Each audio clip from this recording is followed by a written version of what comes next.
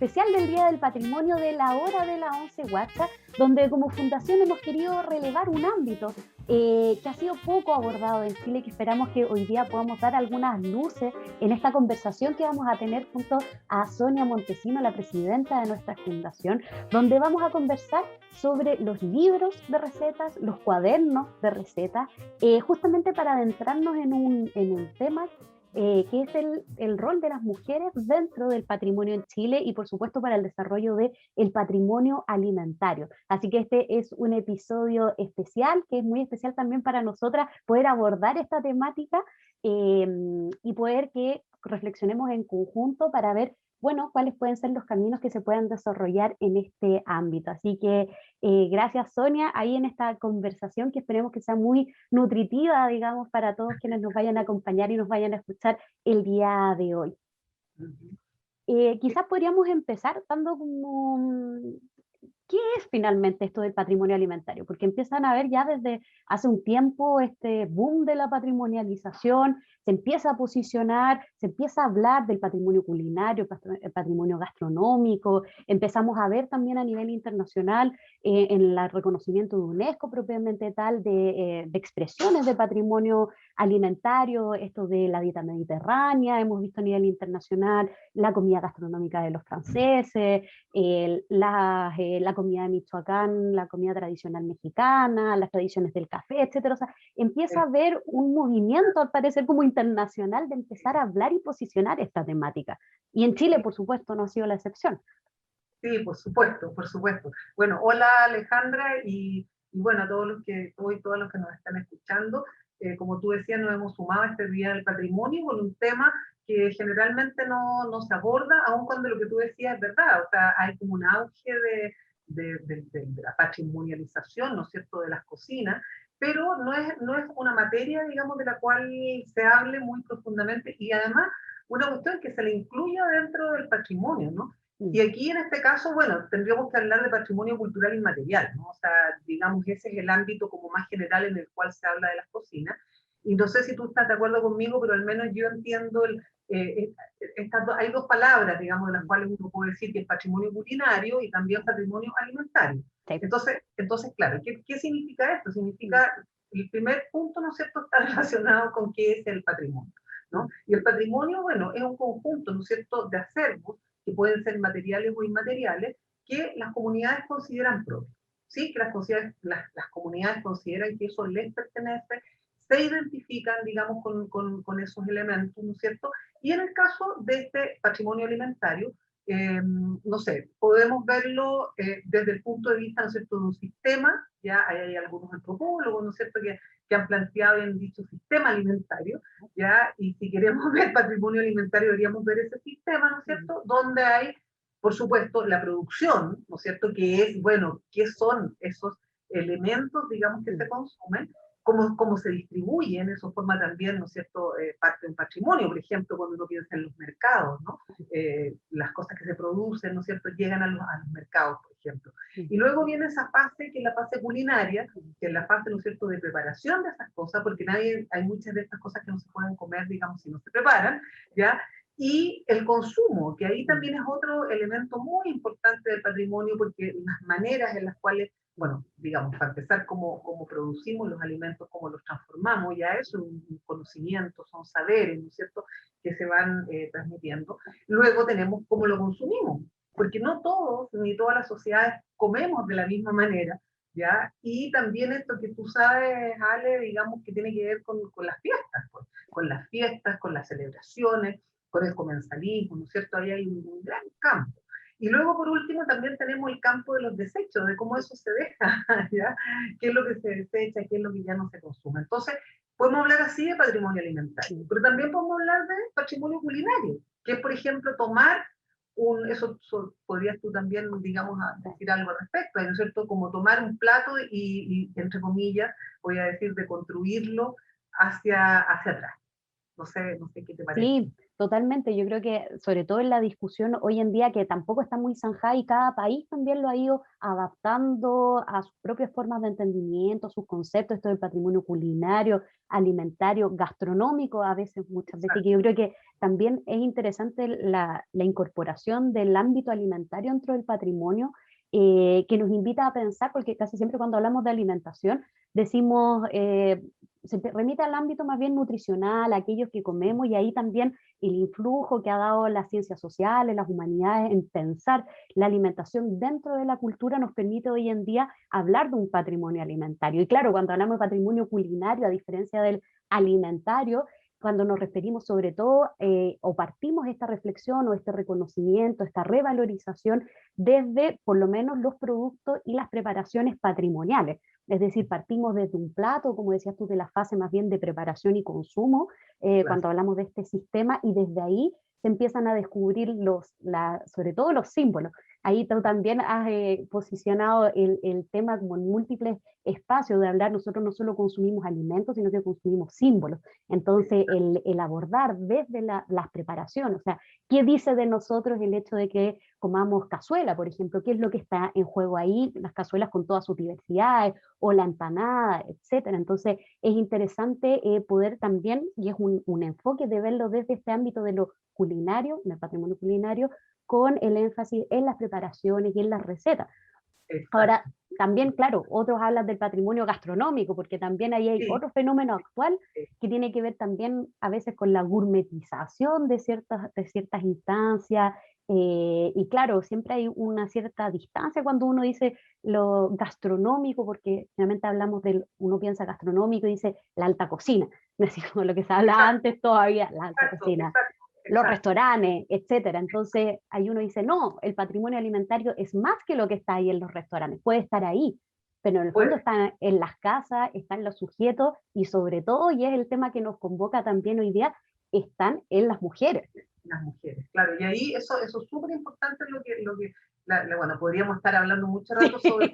esos conceptos, ya, porque efectivamente, claro, la gastronomía, yo creo que uno debería, este concepto, estoy hablando, debería, claro, colocarlo, digamos, justamente en ese ámbito que históricamente, digamos, ha sido planteado desde la alta cocina, ya, o lo que es el comer afuera, ¿no? Me parece bien esa definición, pero claro, lo que tú estás diciendo, fundamental, digamos, es, ¿no es cierto?, quién prepara, ¿ya? Y aquí, cuando hablamos de patrimonio, es tan importante el hecho de la transmisión, porque si no hay transmisión, ¿no es cierto?, y no hay reproducción ya de esos saberes y conocimientos, entonces no tenemos patrimonio. Y ahí el punto fundamental, entonces, es cómo se transmite. Y ahí en ese sentido, ¿no es cierto?, bueno, las mujeres transmiten, ¿sí?, de distintas maneras. Se puede transmitir, ¿no es cierto?, vía oral, podemos decirnos la receta, o yo te puedo explicar a ti, te puedo decir, oye, mira, la cazuela para que te quede mejor tienes que cortar de tal manera las presas, tiene que ser el agua frío o caliente, podemos discutirlo, ¿ya? Eso, Podemos, largo debate. largos debates, ya se puede hacer, digamos, con sofrito o sin sofrito, etcétera, ¿no? Pero hay una transmisión oral. La otra transmisión que conocemos es la mimética, vale decir, yo te imito, ¿no es cierto? Yo puedo ver cómo tú haces algo y voy imitándote, y eso normalmente ocurre desde chiquitita, ¿no es cierto? Las mujeres que por un mandato, digamos, de género están generalmente ahí en la cocina, entonces, claro, desde chiquititas están viendo, ¿ya? Hemos conversado, nos ha tocado, Alejandra, conversar ayer, antes de ayer, que hablábamos con Selva Maldonado, ¿no es cierto? Y ella nos contaba una criancera de la zona, ¿no es cierto?, de Zapallar, en el Chuapa, ¿te acuerdas? Y ella nos decía, a los 7 años, ¿ya? A los 7 años yo le cocinaba a mis hermanos. ¿Y por qué? Porque había visto a su madre, o sea, ese era el saber que tenía, ¿no? Entonces tienes ese saber mimético y tienes el saber entonces oral. Pero, y acá está lo que también nos convoca a hablar hoy día, está ese saber de lo escrito, ¿no? Del registro, ¿sí? Así que eso forma parte de, podríamos decir, de otro acervo, ya que es una manera en el fondo de fijar, de registrar todos esos saberes y conocimientos, ¿no es cierto?, sobre la cocina, registrarlo. Y ahí entonces ya tienes un elemento que podríamos decir de salvaguarda, ¿no? Que forma parte también muy importante cuando hablamos patrimonio. Transmisión, salvaguarda, ¿no es cierto? Entonces, no sé, a lo mejor podríamos hablar un poco de esos temas, de los recetarios, digamos, y de lo escrito. Tenemos algunas imágenes ahí, si quieren Sí, las podemos las voy a ir mostrar. compartiendo porque justamente, y puede ser sobre todo en el último periodo de la pandemia, el teletrabajo, que ahí vamos a poder ahondar, pero en los cuadernos de receta y cómo ha habido también una suerte de recuperación, mucha gente joven empezando a recopilar, a registrar y de alguna manera también de salvaguardar, de fijar estas memorias culinarias, estos saberes que se han ido transmitidos. Entonces, también hoy en día está pasando un fenómeno bien interesante con esto de los recetarios, las recetas, y claro, también los nuevos medios, porque los medios de transmisión también, bueno, la tele, aprender a hacer en Eh, YouTube, los canales de YouTube para poder claro, aprender ciertas recetas, eh, pero entonces, claro, los medios de aprendizaje han ido cambiando, pero sin duda los recetarios y los cuadernos hoy en día han empezado a jugar un rol bien importante. De hecho, ahora vamos a hacer como un pequeño recorrido, un material que ahí sí. preparamos. Sí, eh, mientras tú dices, lo buscas, claro, yo creo que hay una cuestión bien interesante que tenemos entonces que cuando tú antes estabas hablando de la alta cocina, ¿no? Claro, lo que ocurre es que en estas, si lo pensamos históricamente en las sociedades imperiales, digamos, ya efectivamente los hombres eran los cocineros y había todo un saber ilustrado, ¿ya? Entonces, cuando pensamos, por ejemplo, en los primeros recetarios son de las cortes, ¿no? Los cocineros de las cosas, ¿ya? Y luego, voy a hacer una cosa así muy rápida, digamos, también, aparte de eso, ¿no es cierto?, de las cortes, pasa también a los conventos, ¿ya? Los curas, ¿no es cierto?, tenían también, y por eso hay muchos recetarios, sobre todo en Europa, ¿no es cierto? Ya, y no solo en Europa, también en otros lados, donde los monjes ya hacían tratados de cocina, porque esto estaba relacionado además también con todos los saberes ideológicos, todo lo que comer era una cosa absolutamente sagrada y estaba completamente relacionada, ¿no es cierto?, con lo religioso. Y en el caso occidental, en el caso de los cristianos, van a ser los conventos, ¿no es cierto?, primero de los curas, ya que van a, entonces ellos registrar. Y luego vienen las monjas, y esas son las primeras mujeres, podríamos decir, ya que empiezan a construir estos acervos culinarios, este patrimonio, ya, porque ellas tenían, ¿no es cierto?, esto que no tenía todo el mundo, por supuesto no todas las mujeres, que era la escritura, ya, estas monjas podían escribir. Y además, entonces, también se depositó en conventos de curas y de monjas como estos saberes, porque, ojo, como habían prescripciones también, prescripciones religiosas, ya quedó puesto ahí. Entonces, acá en América ya tenemos el ejemplo de la famosa Sor Juana, digamos, maravillosa Sor Juana, ya que entonces tiene su libro, ¿no es cierto?, su cuaderno de recetas. Y ahí, bueno, hay una imagen, ¿no es cierto?, de esa, ahí está la Sor Juana con todas sus, ¿cómo se llama?, sus Sus ollas ahí. implementos. Y que además ¿Ya? una faceta a veces no tan conocida también de Sor Juana Inés de la Cruz, que muchas veces no se la asocia, pero que es pionera, digamos, en este espacio de tener estos recetarios escritos. Entonces también es interesante ese lugar que tiene ella y a veces esa otra faceta que a veces se olvida, sobre todo en la escritura, del vínculo, y lo vamos a hablar, a tocar más Sí, adelante, de la literatura, de las mujeres que escriben, y esta faceta privada muchas veces de la cocina, de la transmisión, etcétera. Entonces, este caso de Sor Juana, tal vez hay muchos que no lo conocen o que no sabían, digamos que sí, tenía muy este real. lado. Sí, es real, es muy emblemático en el Sí, sentido de lo que estás diciendo, porque efectivamente, claro, ella siempre se la conocía como la monja claro. intelectual, potente, ¿no? Pero este otro lado, como tú Mm. dices, íntimo, mucha gente no lo conoce, ¿no? Eso, y ahora, claro, en Chile, ¿qué pasa en Chile? ¿No? En Chile también habían conventos, y obviamente, ya, y bueno, y entonces, pero no tenemos Mm. publicados, como sí, por ejemplo, ha ocurrido en España, digamos, ha ocurrido también en México, ya que ha habido todo un rescate de estos saberes, digamos, de las monjas. Acá en Chile, bueno, tenemos un recetario que esto decía Alejandra, es inédito, no está publicado, ya nosotros lo conseguimos ya con un jesuita, René Cortines, que tenía un proyecto de poder publicar, este que es un recetario de las monjas rosas, o sea, las monjas, digamos, del monasterio de la Dominica de Santa Rosa de Lima, acá en Santiago. Y son dos cuadernos, digamos, ya que son siglo XVIII, siglo XIX, que es más o menos lo que está datado, era un proyecto que estaba en el Archivo Central Andrés Bello con la Alejandra Araya, y nos involucramos, digamos, pero bueno, quedó ahí porque después ya no se hizo nada, porque uno se mete en otras cosas, digamos, ¿ya? La Y vida no claro, da. claro, y tampoco está ¿cómo se llama? No hay editoriales que digan y no hay un proyecto cultural, por ejemplo, como sí hubo en el Ministerio de México, el Ministerio de Cultura de México, tú sabes, ¿no? ¿Cómo se llama? Publicó, pero quiero que 20 o 30 recetarios ya coloniales, de monjas, de mujeres, etcétera. Ya acá en Chile no ha habido ese empeño, no ha habido esas ganas. Bueno, ya nos conocemos como somos, ya espero que esto contribuya un poco y podamos, digamos, no sé, entusiasmar a la gente, digamos, en esto. Ya, y aquí entonces, este es un acervo, por lo menos, que como te digo, Ale, no está publicado, pero por lo menos teníamos algo, digamos, del registro de estas monjas chilenas. Sí, y es interesante también porque de hecho me acabo de dar cuenta en la selección de imágenes que hicimos que justamente son recetas dulces. Y ahí me Claro, acordaba de ese dicho de la mano de monja, que uno dice, no, que tiene mano de monja, para las cosas dulces, y que claro, ahí hay algo que quedó que tal vez nos hizo eco y que quedó en nuestro lenguaje para asociar las cosas dulces con estas preparaciones de las monjas. Entonces, ahí sin duda hay un campo enorme de poder investigar, de poder hacerle seguimiento y poder publicar y dar a conocer, porque sin duda, si queremos seguir teniendo mano de monja, hay que conocer el recetario de la monja. totalmente, totalmente, totalmente, ¿no? Y sin duda, digamos, y sin duda durante mucho tiempo ellas fueron las depositarias de los saberes de lo dulce, digamos, ¿no? Donde también tú sabes que el saber de lo dulce implica el gramaje, implica mucho más que lo salado, ¿no es cierto? Implica la precisión de la receta. Entonces, claro, las monjas sin duda transmitieron al resto, digamos, estos saberes acá en Chile.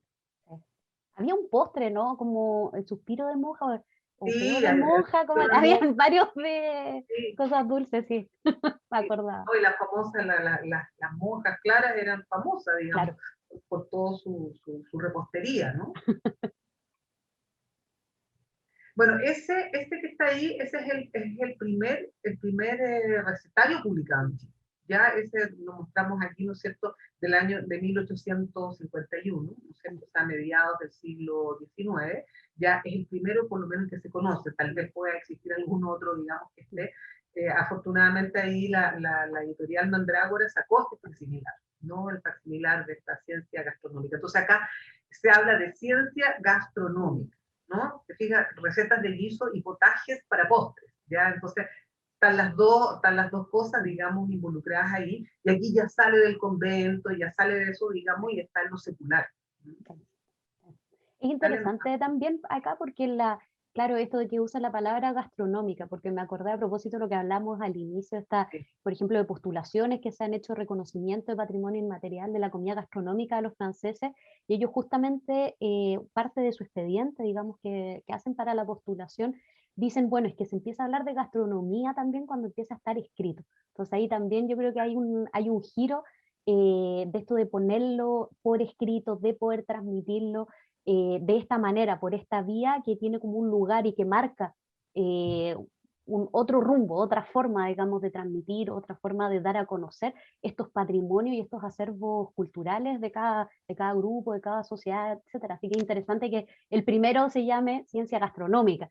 ciencia, ciencia, Claro, claro, ciencia, o sea, todo lo cualquier que cosa. hay, claro, claro, claro, no es cualquier cosa.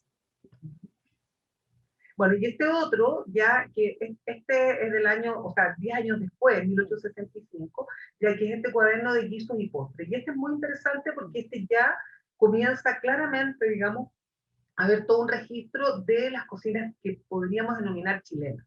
¿Ya? Este tiene los acervos y entonces es un cuaderno. Es muy bonito porque se llama cuaderno. O sea, es el primero que tenemos ya de esta diferencia que habíamos dicho del libro y cuaderno, ¿no? Es que son dos cosas distintas porque el libro ya tiene la intención, ¿no es cierto?, de dirigirse a un público amplio. El cuaderno siempre es más íntimo.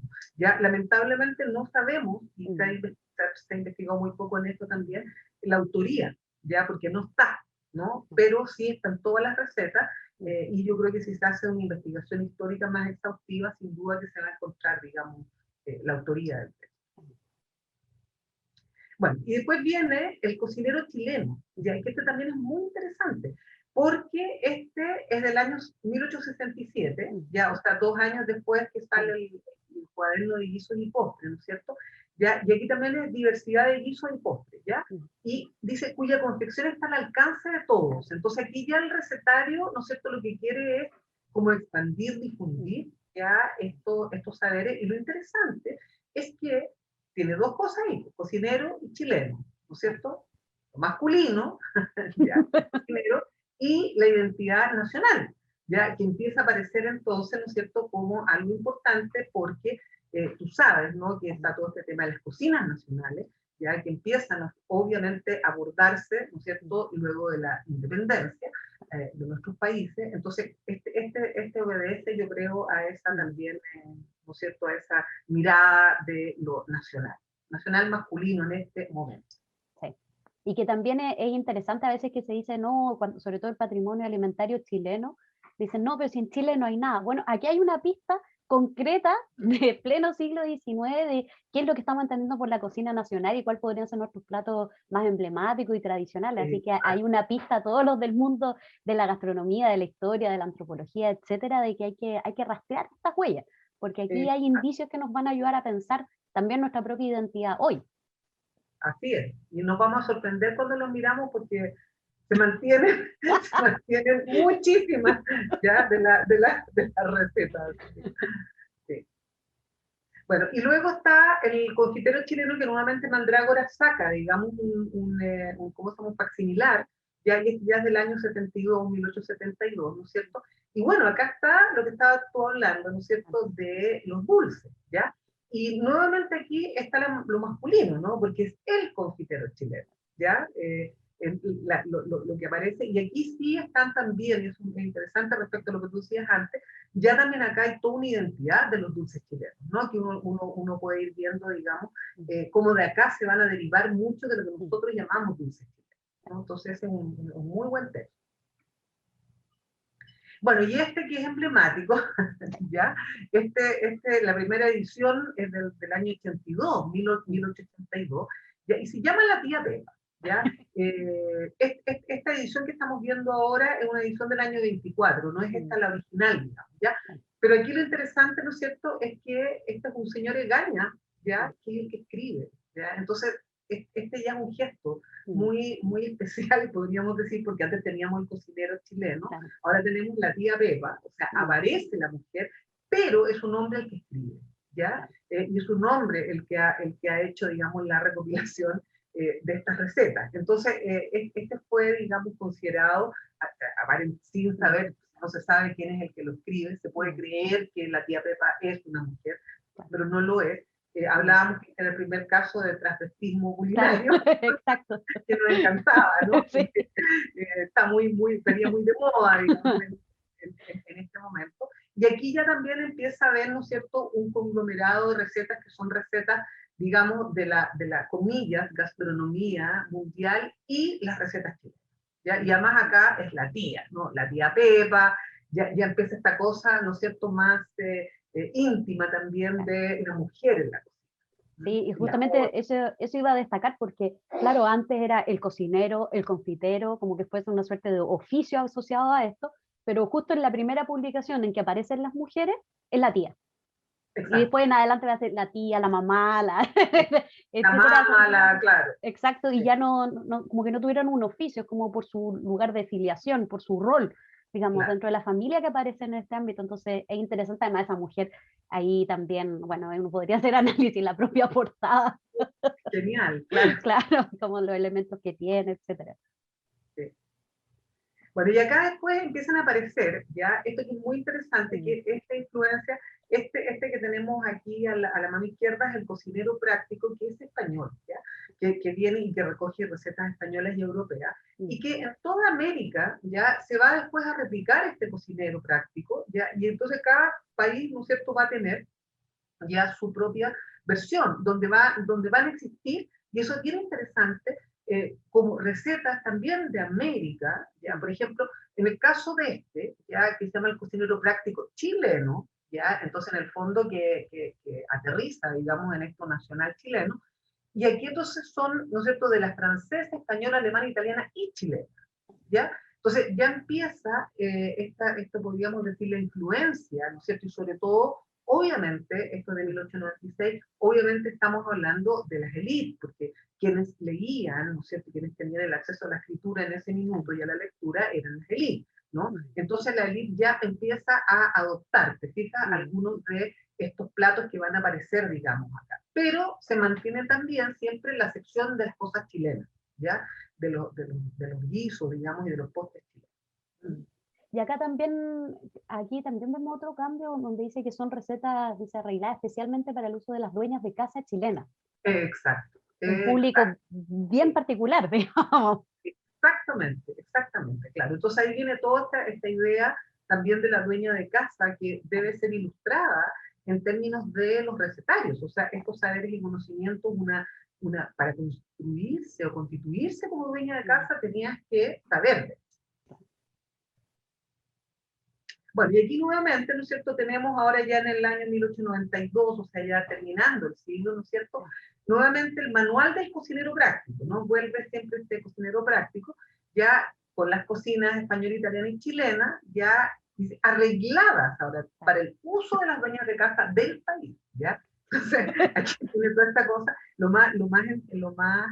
¿Cómo se llama? Interesante es esto, ¿no es cierto? Que dice que en la sexta edición aumentada con recetas de cocina de Alejandro Dumas, ¿ya? Y algunas más de guiso italiano. O sea, Alejandro Dumas era lo máximo, ¿no es cierto? En ese minuto era como una especie de, que podía ser como los hermanos Roca, como Ferrara de Piana, ¿no? Tenía como un estatuto increíble. Entonces, aquí ya también viene todo lo que podríamos decir, podríamos denominarlo, ¿no es cierto?, como que empieza a aparecer toda esta distinción, ¿no es cierto? El prestigio ya que te da también en términos de ser una mujer, una dueña de casa que domina ya también estos saberes que están, ¿no es cierto?, en Europa, ¿ya? Que vienen de ese mundo en el cual, por supuesto, nos miraba. Y de hombres europeos, además. Y de hombres europeos, claro. Bueno, y después este manual de cocina, ¿no es cierto? Aquí ya entramos al tema del manual, ¿no es cierto? Y ya aparece la cocina como recetas para guisos y postres, ¿no es cierto? Esto es del año 1896, ¿ya? Y efectivamente aquí también uno encuentra, cuando uno lo analiza, digamos, también encuentra esta mezcla ya de recetas que son recetas europeas con recetas chilenas. Bueno, y este parecía muy interesante, ¿no es cierto? Alejandra, me parece muy interesante para la historia del pan en Chile, ¿no? O sea, este es el primer manual del panadero, por lo menos el primero que tenemos, ¿no? De 1896. Y bueno, tenemos que acordarnos que los ¿cómo se llaman? Las panaderías, llamémoslas así, fueron muy antiguas, ¿no? Una de las cosas primeras que instalan los españoles, digamos acá, van a ser, ¿no es cierto?, por un lado, bueno, el tema de la producción del trigo, ya después el procesamiento de las harinas, los molinos, y estas suertes de panadería. Acuérdate que se hacían los panes, digamos, la gente también iba a ciertos hornos y entre todos cocinaban, o sea, se cocinaba ese pan ahí. Y aquí entonces ya aparece, te fijas tú, el tema, dice, enseñanzas teóricas sobre la instalación del negocio. Ya, entonces ya empieza como a sentarse, ¿no? Este tema y ese es un gran tema, ¿ya? O sea, el gran tema del pan en Chile, y entonces acá la gente que se interese puede empezar a trabajar ahí para saber, digamos, ¿no? Cómo fueron estos inicios, ya más ya de negocio, de una instalación formal, ¿ya? Sí. Y además que salga de las casas, yo creo que eso es súper interesante, que sale de este espacio más privado del autoconsumo del pan a este otro espacio, en este espacio más público, digamos, y claro, además el nivel de información que tiene este manual del panadero, que son distintos tipos de panes, acá ponen diferentes clases de espumas, de marcha, etcétera, o sea, con un nivel también de especialización mayor. Digamos, entonces ahí también hay una clave súper importante para todos los que estudian el pan, digamos, y la historia del pan en Chile. Quizás aquí podemos empezar a rastrear las primeras ayuyas, el Claro, más francés, digamos. marraqueta, claro. Exacto, entonces es interesante ver cómo se van posicionando en este espacio ciertos nichos, ciertos negocios y bueno, ciertas tradiciones también que hoy en día las damos muy por sentadas y que no lo era. Entonces, es interesante este manual del panadero, hombre, Sí, nuevamente, por sí, supuesto. nuevamente, el panadero. Sí. Sí, Ya, y aquí entramos, este también es interesante, ya entramos, ¿no es cierto?, al siglo XX, 1903, mm, ¿ya? ¿Qué es lo que vamos a mostrar acá? Aquí está, entonces, dueña de casa. Ya la dueña de casa se instala, ¿no es cierto?, como un constructo, digamos, ¿no? Y un claro, símbolo relacionado, ¿no es cierto?, con la cocina y la mm, economía doméstica. sí, Y aquí acuérdate que empieza ya también a entrar el tema, digamos, en la educación de las mujeres, el ramo de economía doméstica, mm, que era sumamente importante. Entonces, este es muy notable, este libro, porque toda la primera parte, en el mm, fondo, es como la enseñanza de la economía doméstica, mm, todo lo que una mujer debe saber, y básicamente esto está relacionado con el tema del ahorro. ¿Ya? Una buena dueña de casa sabe ahorrar, pero a la vez hacer cosas exquisitas. Y aquí mm, vienen también, esto también es interesante porque las recetas, muchas mm, de las recetas también son recetas chilenas. ¿Ah? Sí, ahí está, está muy, muy interesante. Y bueno, está todo el tema aquí de la higiene que empieza a mm. aparecer ya, ¿no? Como motivo, ya, y entonces cómo comer de manera higiénica, etcétera. Claro. Este es muy también para investigar esto, algunas hablan, ¿no es cierto?, autoras de la Mm, domesticación de lo femenino, ya, pero aquí están las bases, digamos, mm, ¿no? De los aprendizajes, ya, mm. que las mujeres debían tener. Sí, y ahí también con el tema de la higiene culinaria, que va a ser algo repetido, sobre todo a principios del siglo XX, en distintas políticas públicas también, porque tenía que ver no solo en la higiene en la preparación, sino que del agua, del consumo, cómo va a erradicar ciertas enfermedades y también para estandarizar ciertos procesos. Entonces, esto de la higiene culinaria no es inocente que aparezca tampoco en este periodo y cómo se va a ir afianzando también desde las políticas públicas para reforzar el tema de la alimentación, después más adelante la desnutrición, etcétera. Entonces esto de la higiene culinaria va a ser bien importante, digamos, durante todo el siglo XX posiblemente. Claro, y sobre todo hasta los inicios del siglo XX, todo está a propósito de las enfermedades, digamos, Claro, ¿no? Claro, no existían en ese momento ¿cómo se llama? Los inventos, ¿no? Respecto a claro, los antibióticos, muchas cosas, claro. y entonces cómo se combatían las enfermedades, ¿no? Y ahí viene todo el tema de la aireación de los espacios. Muchas de las cosas que hoy día nosotros estamos viendo con el COVID, ya Claro. uno las encuentra en estos manuales, ¿no? Ah, no, es bien interesante, así Con la como historia uno lo. cíclica, uno vuelve, hay que volver a los Claro, recetarios principio de siglo exacto, para las exactamente. técnicas. Lo que hoy día llamamos sanitización de los alimentos, básicamente. Eso, Claro, exacto, normas exacto. sanitarias. Ujú. Bueno, y la negrita Dudy, claro, que Sí. este ya es de 1911, Mm, ya, Lagüe, no se sabe, Eugenio Pereira Salas y otros historiadores, nadie mm, sabe mucho tampoco quién es Lagüe. mm, Ah, y Lagüe, bueno, puede ser hombre, puede ser mujer, realmente no se sabe. Pero acá lo mm, interesante ya es esta cosa de la negrita Dudy, sí. ¿ya? Aquí ya aparece este concepto, digamos, ¿no es cierto?, racista, que Sí. tiene que ver con quién, con la empleada doméstica, ¿no? Tiene que ver con la servidumbre. Y esta servidumbre, ¿no es cierto?, que en este caso es una, comillas, mujer afrodescendiente de color, ya, y que seguramente sería ya a lo mejor el ideal, yo me imagino, el máximo prestigio para la gente, digamos, de esa época, ya con una mentalidad colonialista, ¿no es cierto?, Claro. de tener esta negrita Dudy. Entonces, negrita Dudy, te fijas, Mm, esta es una edición única en Chile, ya hay propiedad exclusiva del autor. Como decimos, no sabemos mm. quién es el autor, suponemos que obviamente será un hombre, ya, pero entonces acá también es interesante porque hay cosas que tienen que ver con la economía doméstica misma y con las recetas, ¿ya? Y fue muy famoso. Mm. Este de la negrita Dodi, digamos, un recetario muy, muy famoso, digamos, a inicios del siglo XX. Igual ahí también sería interesante saber cómo o poder profundizar, porque me imagino cuando aparece esta imagen, lo que decías recién del empleo doméstico, que también en algún rato ser buena dueña de casa es bueno tener estos recetarios, etcétera, pero saber dar las órdenes Exacto. para que otra lo reproduzca. Entonces Exacto. también aparece esto cuando uno ve la portada, digamos, de cómo la dueña de casa tiene que saber, esta mujer ilustrada, pero tiene que enseñarle a las que ejercen el empleo doméstico a cómo se hacen las cosas. Entonces ahí también uno puede leerlo desde la misma portada, esta de la negrita Dodi. Exactamente. Exactamente.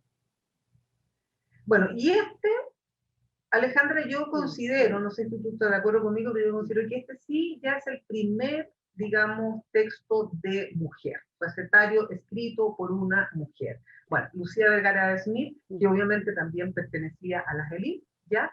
Y aquí está, entonces, lo interesante es el cordón bleu, ¿ya? Y aquí ya entramos a una nueva fase, ¿no es cierto?, que es justamente la fase cuando todas las, o las grandes, ¿no es cierto?, fortunas de este país, los grandes oligarcas, ya contratan cocineros franceses, porque la comida francesa, ¿no es cierto?, pasa a ser el sumo, ¿no? Por algo que se llama cordon bleu, ¿ya? Es del año 24, ¿no es cierto?, y está efectivamente la autoría, ¿no es cierto?, aparece la autoría de una mujer, ¿no es cierto?, y la primera parte está, ¿no?, el modesto libro que ofrezco a la benevolencia de las señoras de Chile, ¿ya? Es el fruto de mis experiencias de las arduas tareas de dueña de casa, ¿ya? Entonces, esto es siempre, y esto es muy interesante, porque en casi todos los recetarios de las mujeres, sobre todo en esta época, va a aparecer este tema de lo arduo, ¿ya? De lo complejo, ¿ya? Y de todo el trabajo que implica la cocina. Entonces, generalmente estas escritoras, digamos, de recetarios, lo que quieren hacer es aliviarle, ¿ya?, el trabajo a las otras mujeres, ¿ya?, escribiendo estas recetas para que además tengan, ¿no es cierto?, tengan como por ejemplo, un repertorio, ¿no es cierto?, ¿ya?, y un menú para después vamos a ver con Marta Brunet, esto también funciona ya dice, dice, esperándoseles de alguna utilidad, y deseando que alivie, aunque sean parte de los sinsabores con que tropieza una señora en el manejo de su casa, ¿ya? O sea, aquí se le da toda la relevancia, ¿no es cierto?, de lo que significa, pero detrás de esto, ya es interesante, ya está esta conciencia y esta noción del trabajo que implica lo doméstico, ¿ya? Y eso es muy, muy interesante. Así que no sé, ¿estáis de acuerdo conmigo? Sí, es que el cordón bleu, aparte que es un libro, porque los que no lo conocen, es un libro muy grande, es bien gordito, con Sí, todo tipo de recetas, o sea, es realmente maravilloso también para poder revisarlo, buscar recetas. Y a mí lo que me gusta mucho de esta introducción es que aparece esto de que hoy en día uno siempre, cuando pide la receta, o por lo menos la experiencia que uno tiene, dice, ya, pero dame bien la receta. Porque típico que sí, te dan recetas que no funcionan. O en los libros nunca está la receta tal cual es. Y acá ella pone, todas las recetas en sí, este librito, que en este librito doy han sido ensayadas con éxito. Entonces, así sí, como yo aquí les digo la verdad, así como claro. les vengo a decir cómo son las cosas. Entonces también es Claro, interesante eso a propósito del trabajo y de lo harto, pero también como de lo realista, así como aquí está lo que realmente funciona, no como sí, los otros quizás uno podría pensar. sí, sí, sí. Y hay una generosidad en eso. Claro, Hay claro, porque que te den la hay receta generosidad, correcta. claro, exactamente. O sea, sí, Exacto, exacto. Hay una generosidad sí. completa, digamos, en el entregarlo, ¿no? Y de Entonces, solidaridad también con la otra, porque quiere que le vaya bien. sí, una cosa que te iba a decir, Mm, Alejandra, que se nos fue, que fíjate que curiosamente, cuando tú ves las historias del libro en Chile, mm, las pocas que hay como dos nomás, cuando sale la historia de la cultura también en mm, Chile, estas cosas no existen. no, Ya no aparecen como formando parte mm, ya del acervo de la editorial, mm, ¿cierto? Y del artefacto libro y de lo que es la circulación del libro, no aparece. Eso era mm, una paréntesis porque me acordé de repente que no te había dicho eso. sí. Y que además seguramente estos libros son los que tenían mayor circulación. Sin duda, pero claro, Claro, muchos de ellos tienen, oye, muchos de ellos tienen muchas ediciones, sí, pues, sí, muchas ediciones. Bueno, y aquí llegamos ya, yo diría, para mí, este ya año mm, 31, ¿no es cierto? Esto es el sí, año 31. Después del cordón bleu, yo creo que la hermanita mm, hormiga ya es el emblemático, ¿no es cierto? sí, Y es emblemático, nuevamente ahora traigo a colación lo que habías planteado, digamos, sobre la monja, ¿no es mm, cierto? Sor Juana, porque claro, Marta Brunet es una escritora, ya, ya, y que ha sido muy rescatada, digamos, desde el punto de vista del feminismo, mm, desde el punto de vista literario también, ¿no es cierto?, de cómo ella rompe con el criollismo, genera un nuevo criollismo. Bueno, en fin, se ha escrito muchísimo, mm, digamos, sobre ella, pero este libro de cocina que es notable, ¿no mm, es cierto?, notable porque además acá ella trae otra cosa interesante a diferencia del cordón bleu, que es mucho más urbano, llamémoslo así, o escrito desde un lugar de Santiago. mm, La Marta Brunet era de Chillán, Y entonces acá también uno ya empieza a encontrar también dentro de su texto ya muchas de las cocinas regionales, ya aparece, ya no lo nombran como cocina regional, pero sí nosotros sabemos, digamos, ¿no? Que son cocinas que obedecen ya más allá de la zona central, ya al sur. Y entonces acá la hermanita hormiga, ¿no es cierto? Ella juega, Marta Brunet juega con este texto, donde ella dice que ella sacó este cuaderno de recetas ya de esta supuesta mujer, que no dice quién es, ¿no es cierto? Ya, y que era la hermanita hormiga, porque iba como recolectando, ¿no es cierto? Ya todos estos saberes culinarios, y entonces ella dice que este casi como un homenaje, ¿no es cierto?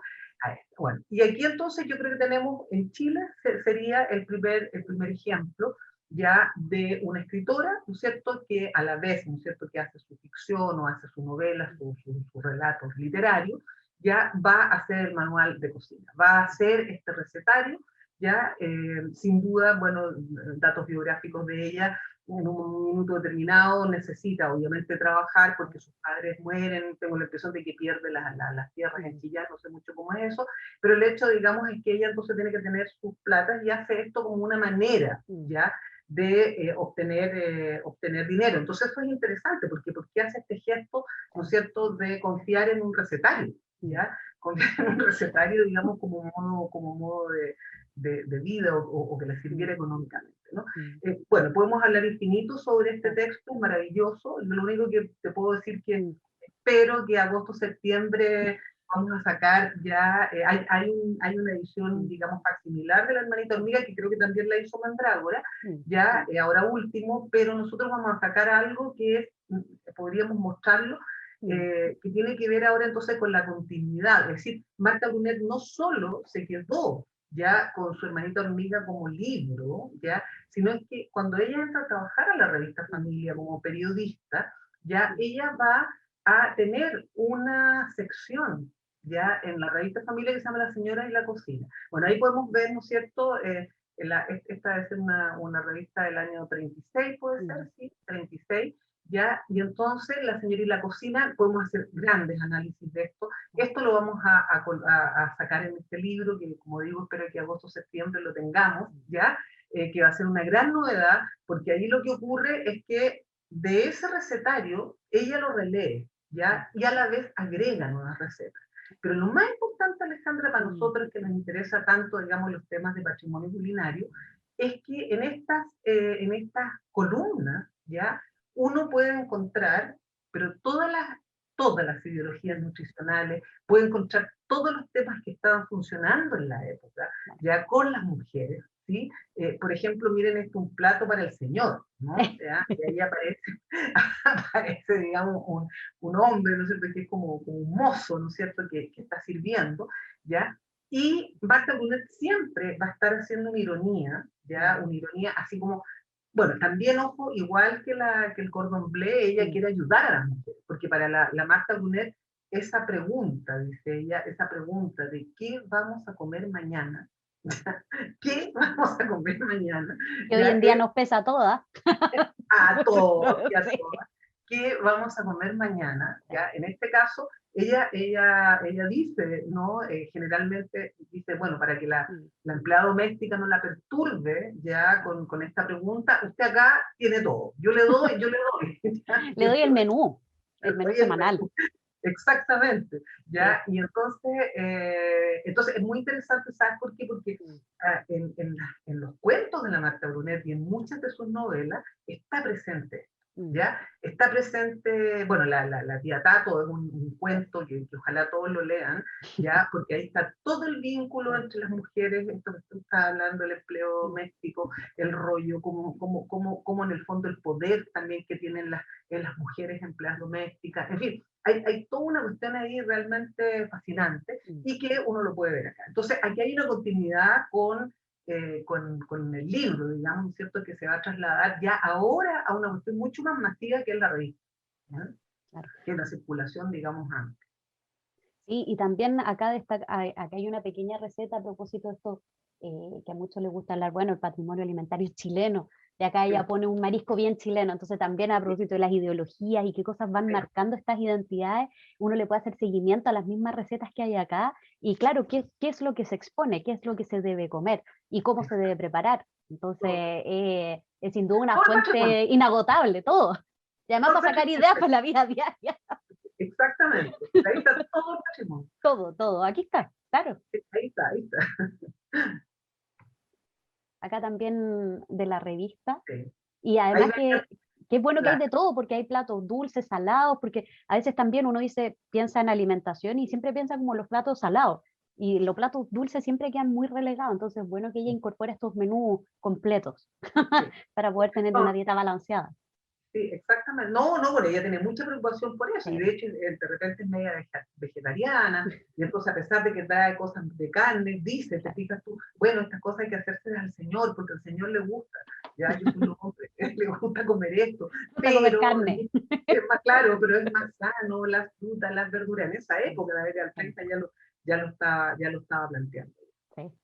A propósito, acá justo pastel de choclo sin pino, para que ¿viste? reivindiquemos a la pastelera. Eh,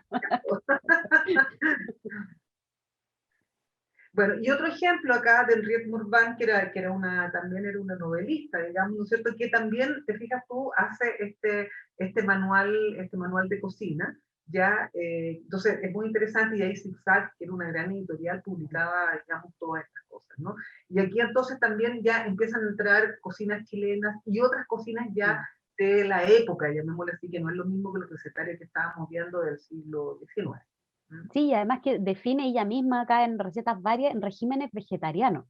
Sí, sí, sí, exacto, Entonces, exacto. claro, el tema de los regímenes vegetarianos, también ahí hay una pista de larga data para poder hacerle seguimiento.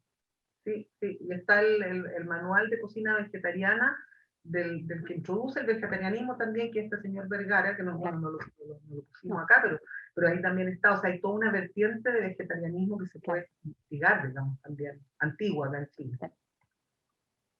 Sí. Bueno, y esta marmita, ¿no es Mm, cierto? También nuevamente ahora Yolanda Livoni Saavedra, ella no es una escritora, pero ya entonces empiezan a aparecer y de aquí van a venir muchísimas mm, más, ya mujeres, ya que son no necesariamente ni escritoras ni intelectuales, a veces son profesoras o profesionales algunas, pero en general comillas, como dueñas de casa, que van a verter sus sabores, sus saberes, digamos, sus sabores también, mm, obviamente, ¿no es cierto?, en los recetarios. Esto ya es el año 43, o sea, estamos ya entrando, ¿no es cierto?, en la mitad del siglo XX, ya, y aquí nuevamente interesantes las mm, imágenes, ¿no?, porque esta mm, marmita, por un lado, la marmita, ¿no?, que tiene que ver con la olla, sí, ya, pero aquí la imagen, si tú te das cuenta, también es como una imagen de una mujer, me parecía la negrita Ruby, ¿no? sí, sí, por el tipo de vestido que tiene más el delantal, bueno, Claro, típico, digamos, de cocinera, pero además que está, a mí me da la idea, no sé si soy yo, pero veo una balanza sí, entre sí, las sí, dos, sí, entonces sí, como que esta mujer que está en el equilibrio entre las ollas, digamos, exacto, y que tiene que además con todas estas plantas que tiene alrededor, entonces es como estos equilibrios que dan la idea que hay que tener a la hora de cocinar. exactamente, y son 1000 recetas, ¿ah? Claro, esas son. Bueno, y acá nada, esa es una versión, la segunda edición del Maite Hormiga del año 54, ¿no? Y nuevamente Nacimiento. Nacimiento era una editorial también que publicaba muchos intelectuales, digamos, y obras, ¿no? Entonces, pero entonces edita, digamos, reedita esta segunda edición. ¿Mm? Entonces aquí ya la Maite Hormiga parece bastante más modernizada, ¿no? Pero esa Sí, típica imagen de la mujer llena de la olla, curvilínea además. claro, toda regia, ya, No tienen como el mantel, el delantal ni manchado, así, nada peinada, exactamente, además escarmenada con el muy pelo. peinada de la época y probando, y muy contenta, ¿no? Esa mujer se Obvio, ve que está muy contenta con su olla, probando la con olla. su olla ahí, ¿ah? La importancia de las ollas. Sí, sí.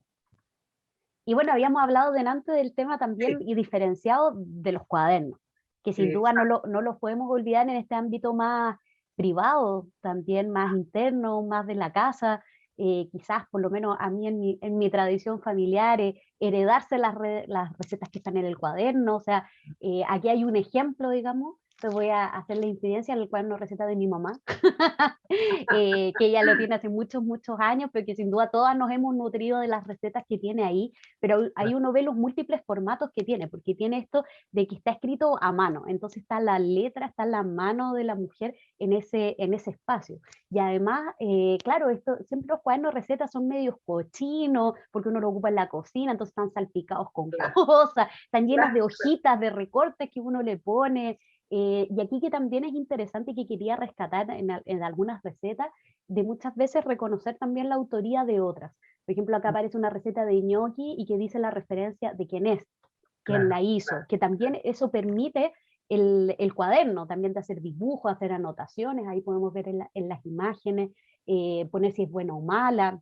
Entonces ahí hay conocimientos que se ponen dentro del cuaderno que muchas veces el libro no lo permite, este libro masivo que se entrega, etcétera. En cambio, el cuaderno de recetas y uno poder atesorarlo, poder tenerlo, yo creo que a muchas les recordará de haber visto en sus casas el cuaderno de la mamá, el cuaderno de la abuelita que había que ir a ver a verificar de que las medidas estaban bien o cómo era. Y como decíamos al inicio también, como también en este minuto con la pandemia, mucha gente joven y, bueno, en realidad de todas las edades, han empezado también sus propios claro. cuadernos, Ujú. porque como han tenido que volver a cocinar en este confinamiento que estamos, etcétera, ha habido un resurgimiento de los cuadernos. Entonces es interesante también este otro espacio. Acá también otro cuaderno, este era de los que se hacían, yo creo que los ramos de economía doméstica Sí, posiblemente, que le hacían con se estos bordados a este cuaderno, con estos índices que tenían al lado de separar. Además, ahí también es interesante cómo se dispone la información dentro de un cuaderno. Están todas las recetas mezcladas,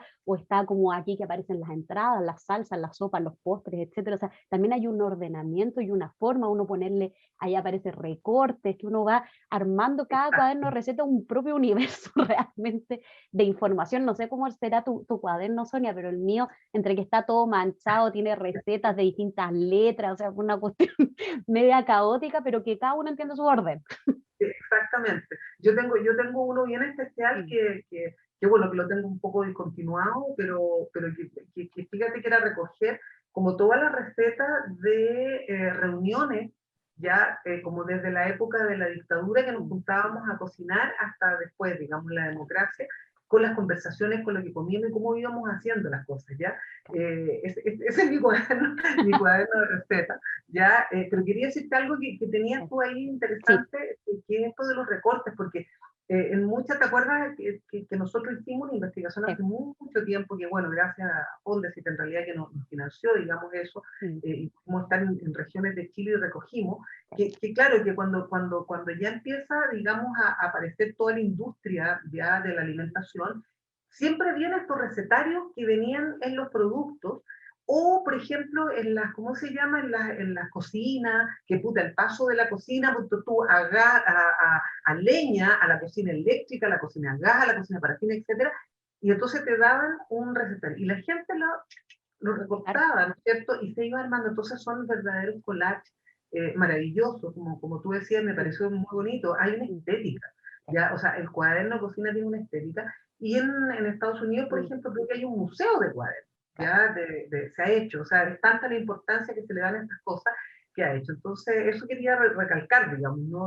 Sí, yo creo que todas en algún minuto recortamos y que hasta el día de hoy sigue Sí, apareciendo, por sí, ejemplo, en el tarro de leche condensada o de los sí, tarros Nestlé, aparecen atrás recetas. Hoy en día las han transformado también en su página web y uno puede seguirlas ahí, pero claro, esto de recortar, incluso en las revistas, yo me acuerdo en algún rato cuando podíamos ver la revista ya y que atrás aparecían las recetas. sí, Entonces ahí uno podía sacar también ideas y podía recortar distintas revistas y lo que tú decías también de los manuales. Hoy en día de los electrodomésticos, yo creo que hasta el día de hoy uno le hace seguimiento, así como claro, esta hora para la pandemia que hubo el boom, por ejemplo, de las máquinas de la hacer pan, Thermomix, de sí, la Thermomix y la máquina de hacer pan. tengan que Y hacer era, paz, ¿cuál es la receta que hay que seguir? Entonces, que hay que ver el manual y uno empezaba de nuevo esta búsqueda, que al final es lo exacto, mismo que hace el cuaderno, de qué funciona, las adecuaciones y empieza a marcar. Entonces, todo este como batería de instrumentos, de documentos que uno ocupa y que claro. al final terminan recopilados en el cuaderno de recetas.